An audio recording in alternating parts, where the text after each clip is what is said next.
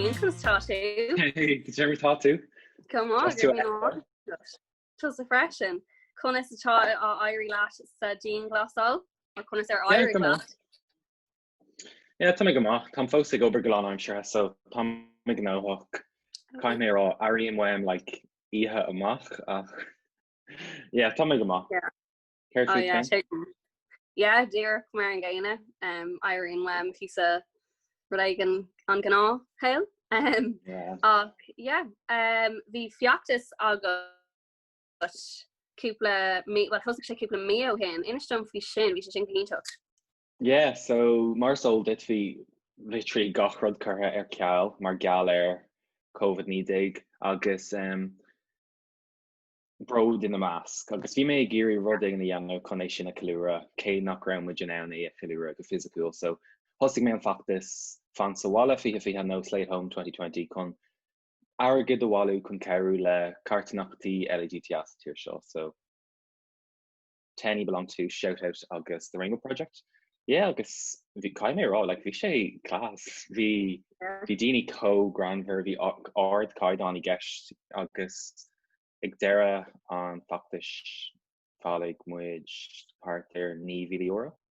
Wow, sin ítach. Sin class, fair play this. Sin yeah, sin wow.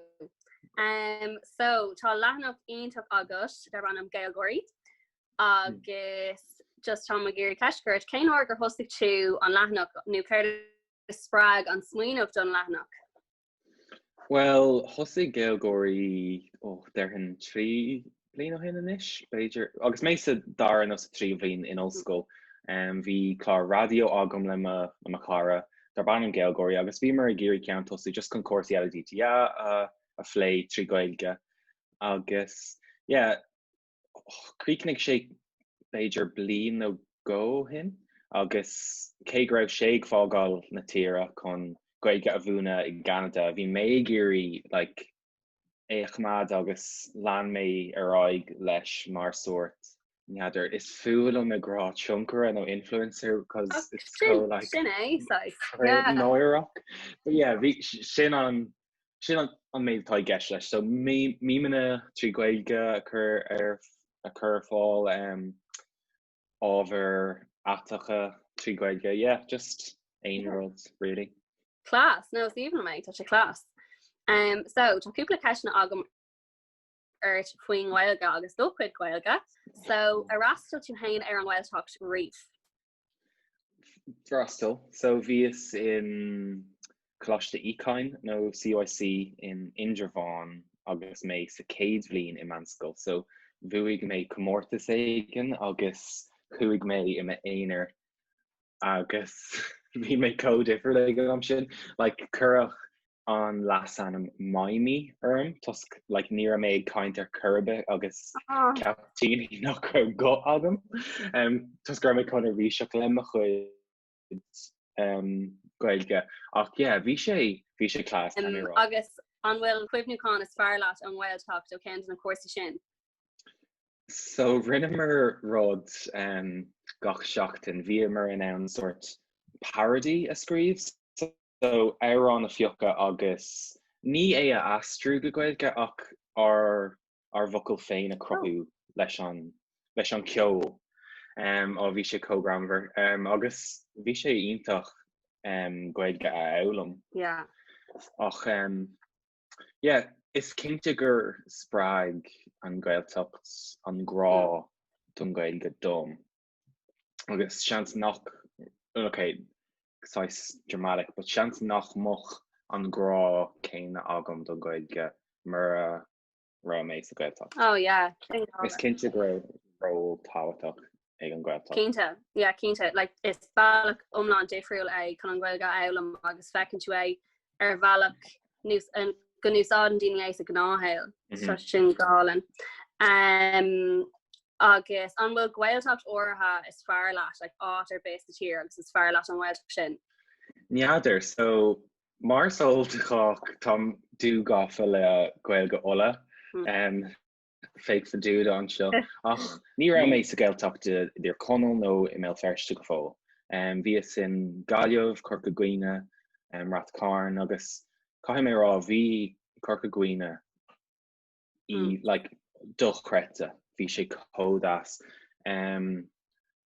ach yeah so derhin curtha duine ach béir an dul guidoras rannafarta go fóland feic from an sin go hálan agus mid a leirt ar an Ghailteacht an dólaat go bhfuil na gceantracha Ghailteachta I mhail ag an fáhís faoi láthair na hora sílam go bhfuil bagartí ar le ann ó thaobh na Ghailteachta ach don chuid is mó sílam nach chuid antseanga ná na ceantar Ghailteachta ag mhail bhar go bhfuil méadú le feiceáil ar méid daoine ag caint is ag fálam is ag mún a Ghaeilge go háirthe ar Instagram cai mé rá like tá annach chuid cúntais múntóireachta vlogálathe daoine just ag úsáid antseanga go léithúil agus tugann sé sin dóchas dóm le bheith anrach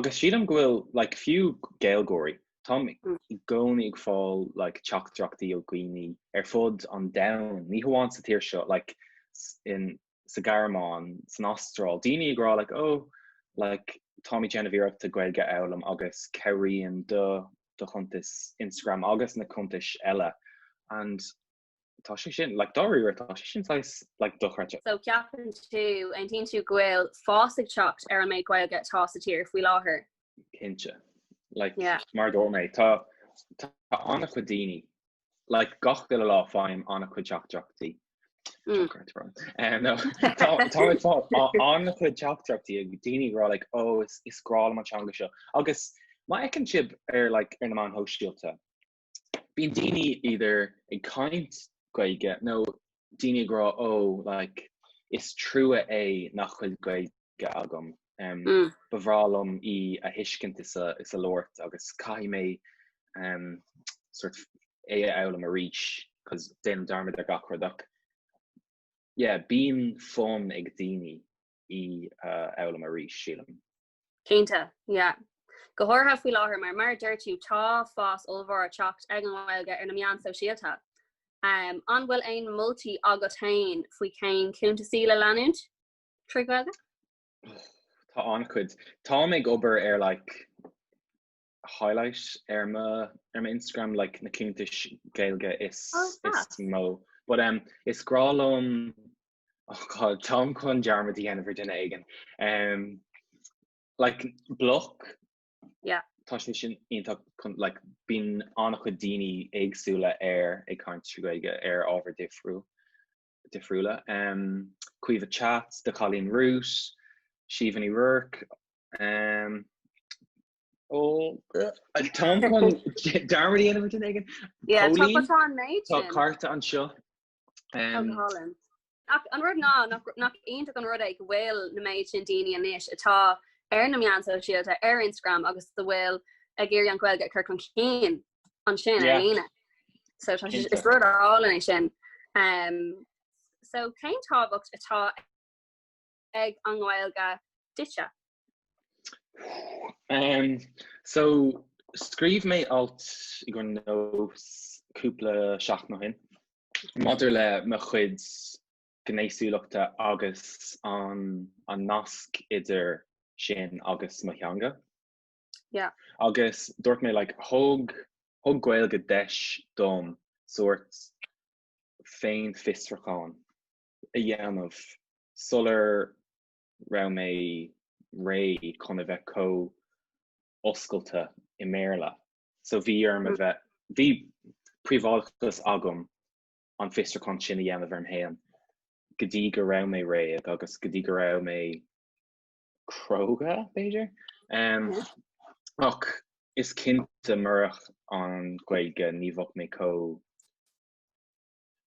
oscailta agus ní bhach an méid féin muoine agam mar gine éireach so tá sé like lárnach I héal agus tá sé mar chuid de me féin úlacht pásanta so tá sé antáhaach dú sin go hálan sin anías ach tá sin like is an pobl Ghaeilge Beiidir ceir glas an ceapan tú cinnte Yeah.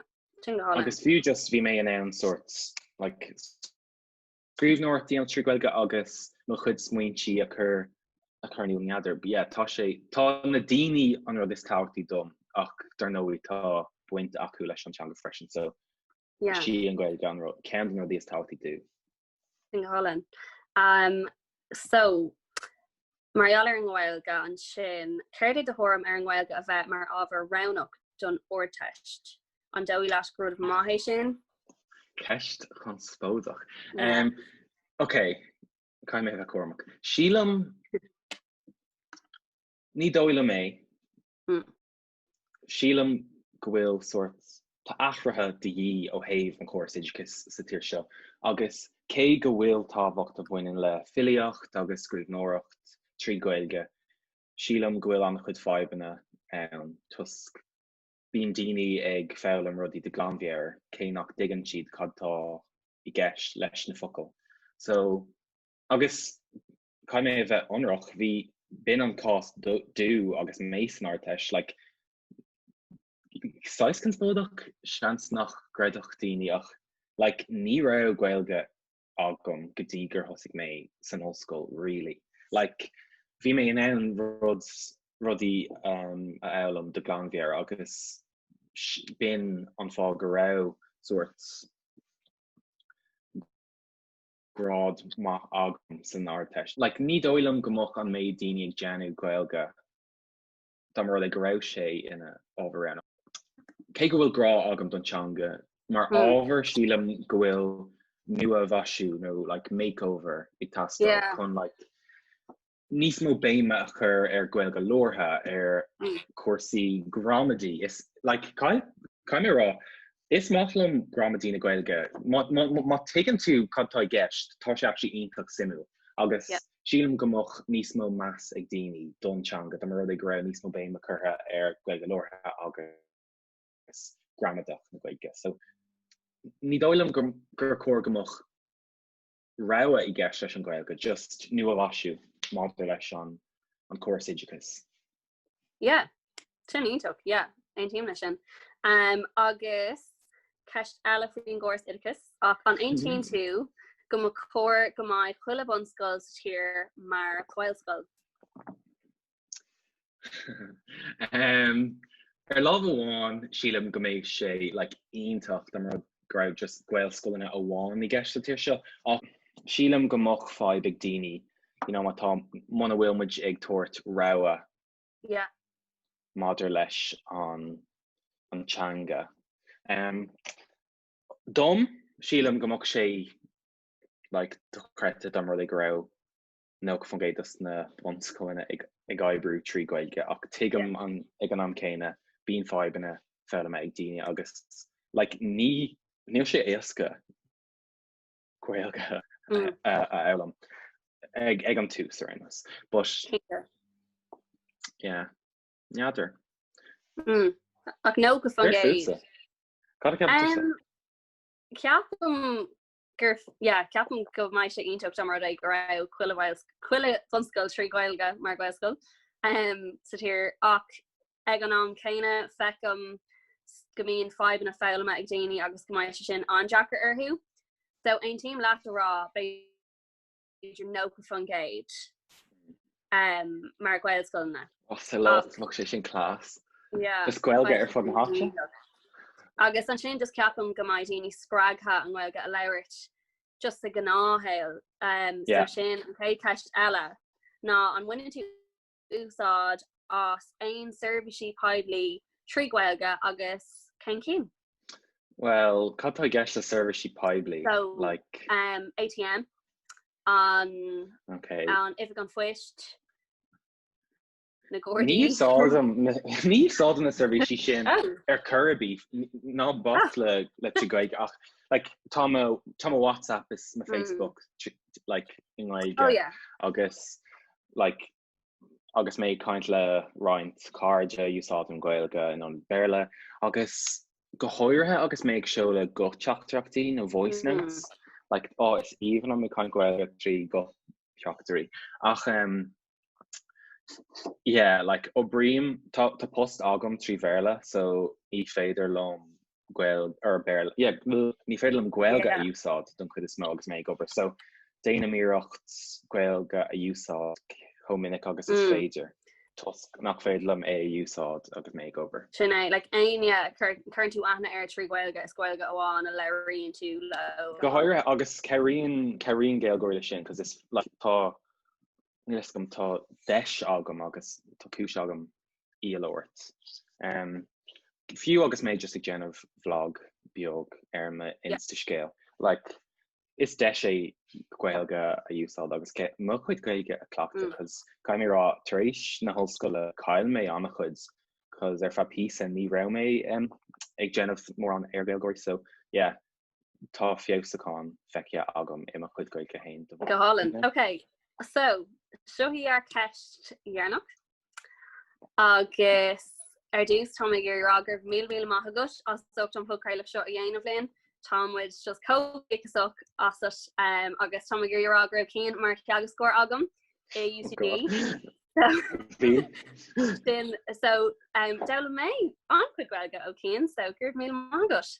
Agus right, so fága mé hiú leis an ceist dearnach seo. So céir é do chéad tionscanmh eile, tá agam go bhfuil go leor rudaí idir lábha agus faoi láthair, so inis dom fuú. Car go leor ceist agus fáilte rót agus gur mílas an chur a thuirt dom. Lá seo dhéanamh. Tá cógan ó faoi láthair le fiú a réir bhí ag scríb ag le a tríomhthgur maidin tá ag scríb dáin tá sé ag go lua peaceable conspódach feici tú. Ganú sin tá go ar Podchraoladh trí bhéile ach bunithe ar saoil sa tír seo agus dar nóí bé buinte an Ghaeilge don chuid is mó, but feici tú sin. Tá sé ag teach go lua. Tá ag scríb leor. Bunithe ar an referent post sa tír seo, so curtha LADTA sa tír seo agus táimid tú go mór le sin. Tá sé sin ar fáil actually ar lína ar wattpad.com tá nas game of bhaile ar Instagram ceapan. Agus tám just ag déanamh iireachta níos mó béime a chur ar Gaylgeoirí ar Instagram, cos tá mé géirí níos mó a chur ar. So tá anna chuid ag teacht tásúla le fear chunra. Tá rud éigen ag teacht. Tá sí sin go hála, nó tá comharbhís tá na méid sin ruí a dhéanamh agat don Ghaeilge, so fair play with. Agus go hálan leabhar leis gur mí maith agat agus go éirí an tálaat. Fáilte is gur mí maith agat agus bíochlá deasa. Cos freisin.